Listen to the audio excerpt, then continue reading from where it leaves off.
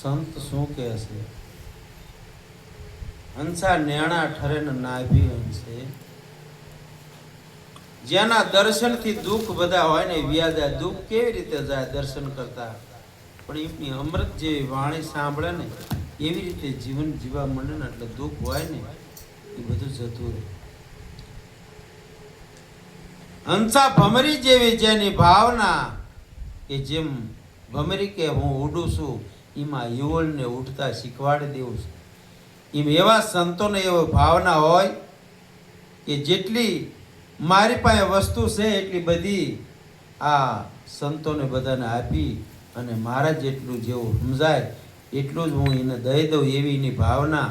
એટલે ગગનની અંદર ચમ ઉડે જ્યાં જાવો અહીંયા જઈ શકે એવી સંતોની ભાવના હોય છે.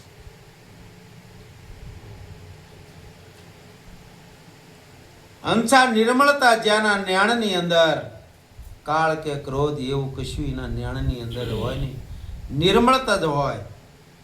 હંસા નિર્મળતા જ્યાંના ન્યાણની અંદર દોષ દ્રષ્ટિ હૈયે જરાય લગાર ન હોય, કોઈના દોષ એ જોતા જ ન હોય, આવી આની દ્રષ્ટિ હોય. આવા સંતોના દર્શન કહેતા દુઃખ બધું જતું રહે છે.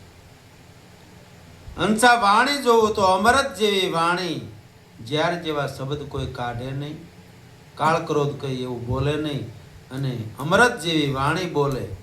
જે સંતો આવા હોય ને એના દર્શનથી દુઃખ જાય. એ પિતા આવે છે એમના ઓડકાર આવે ને એવા ઓડકાર આવે છે એમની વાણી સાંભળતા. હંસા બ્રહ્મરૂપ ભાળી બ્રહ્માંડમાં આખા વિશ્વની અંદર બ્રહ્મમયજીને જગત દેખાય. બ્રહ્મરૂપ ભાળી બ્રહ્માંડમાં જેની વૃત્તિ અખંડ બ્રહ્માકાર, એની વૃત્તિ કાયમ અખંડ બ્રહ્મના સ્વરૂપની અંદર જ રહે છે. હંસા શંકર મસ્ત સ્વરૂપમાં જેની મહેર થાતા બેડો પાર થઈ જાય છે. આવું શંકર મહારાજ કહે છે. સદગુરુ મહારાજની જય.